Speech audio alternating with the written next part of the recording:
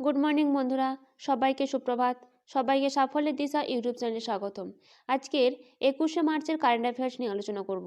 তোমরা প্রথম থেকে শেষ পর্যন্ত ক্লাসটা করো এবং ক্লাসটা ভালো লাগলে লাইক করে দিও, সাবস্ক্রাইব করে নিও এবং বন্ধুদের মধ্যেও শেয়ার করে দিও। তাহলে শুরু করা যাক আজকের class.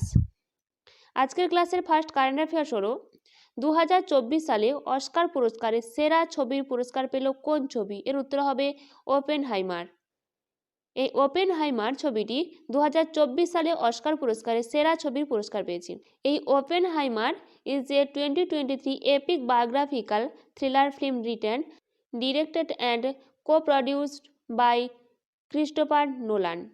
Next, one nation one election নিয়ে গঠিত কমিটি রিপোর্ট পেশ করেছে। এই কমিটির চেয়ারম্যান কে? এর উত্তর হবে সম্প্রতি এই কমিটির চেয়ারম্যান হয়েছে রামনাথ কোবিন্দ।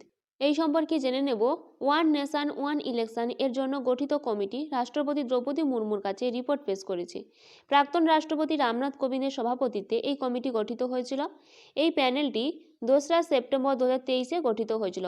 প্রাক্তন রাষ্ট্রপতি রামনাথ কোবিন্দের নেতৃত্বে একটি 8 সদস্যের কমিটি এই প্রতিবেদন তৈরি করেছে। প্রাক্তন রাষ্ট্রপতি ছাড়াও কমিটিতে রয়েছেন স্বরাষ্ট্রমন্ত্রী অমিত শাহ এবং প্রাক্তন সাংসদ গুলাম নবী আজাদ। নেক্সট, ভারতের কোন রাজ্যে সেলা টানেল প্রকল্প কার্যত উদ্বোধন করা হয়েছে? উত্তর হবে অরুণাচল প্রদেশে। এই সম্পর্কে জেনে নেব।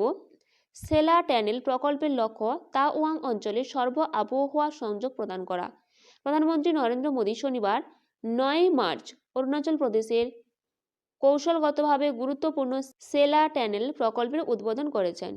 825 কোটি টাকা ব্যয়ে নির্মিত টানেল প্রকল্পটি পশ্চিম কামেং জেলায় 13,700 ফুট উচ্চতায় তেজপুর থেকে তাওয়াংয়ের সংযোগ সড়কে নির্মিত হয়েছে।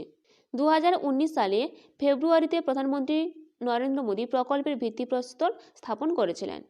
নেক্সট, 2024 সালের মার্চ মাসে কর্মী ও প্রশিক্ষণ বিভাগে আন্ডার সেক্রেটারি পদে নিযুক্ত হলেন কে? এর উত্তর হবে এপি দাস যোশী। এই সম্পর্কে জেনে নেব। ডিপার্টমেন্ট অফ পার্সোনাল ট্রেনিং হলো ভারত সরকারের নোভাল এজেন্সি যা কর্মীদের নীতি প্রণয়ন এবং বাস্তবায়নের পাশাপাশি জনসেবায় নিয়োজিত মানব সম্পদ নির্বাচন, স্থান নির্ধারণ এবং উৎপাদনের জন্য তৈরি হয়েছিল। নেক্সট, 2024 সালে মার্চ মাসে প্যালেস্তাইনের প্রধানমন্ত্রী হিসেবে কে নিযুক্ত হন? এর উত্তর হবে মোহাম্মদ মোস্তফা। এখানে স্ট্র্যাটেজিক আকারে আমরা জেনে নেব। রাজধানী কি? জেরুজালেম, রামাল্লা, রাষ্ট্রপতি মাহমুদ আব্বাস এবং অফিসিয়াল ভাষা কি? আরবি।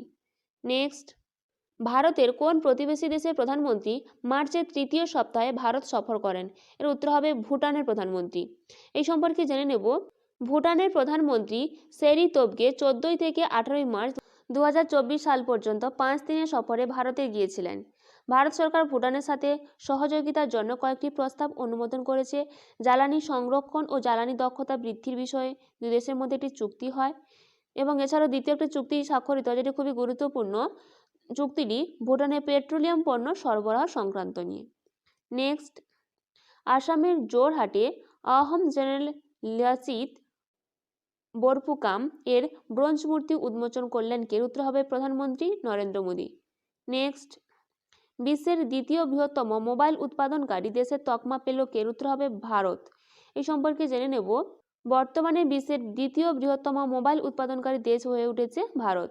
বিগত 10 বছরে ভারত 20 লক্ষ কোটি টাকা পূরণ করার লক্ষ্যমাত্রা নির্ধারণ করেছে।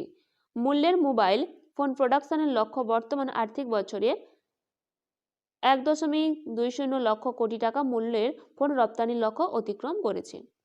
নেক্সট, নতুন দিল্লির national commission for scheduled caste NCSC এর চেয়ারম্যান হিসেবে দায়িত্ব নিলেন কে? উত্তর হবে Shri Kishor Makwana. Next, women's premier league এর প্রথম ক্রিকেটার হিসেবে 6টি উইকেট নিলেন কে? উত্তর হবে অস্ট্রেলিয়ার এজি পেরি। এই ছিল আজকের দিনে গুরুত্বপূর্ণ 10টি কারেন্ট অ্যাফেয়ার্স। এরকম গুরুত্বপূর্ণ 10টি কারেন্ট অ্যাফেয়ার্স পেতে অবশ্যই সাফল্যের দিশা ইউটিউব চ্যানেলটিকে সাবস্ক্রাইব করে দিও। আজকের ক্লাসটা এই পর্যন্ত।